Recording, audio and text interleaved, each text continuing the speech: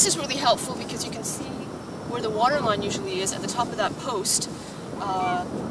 It's only for a couple of hours that all of this gets exposed, and then you gotta wait till tomorrow, and then it's another 2 weeks or a month before the tide goes out this far again.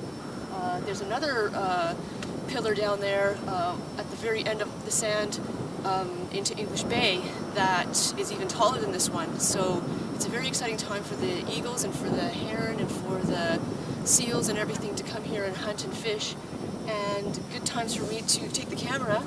If the sky was more clear, that would be better, but it's only the beginning of May here in Vancouver, and I'm gonna walk down there before the water starts coming back and see if there's anybody else flying around.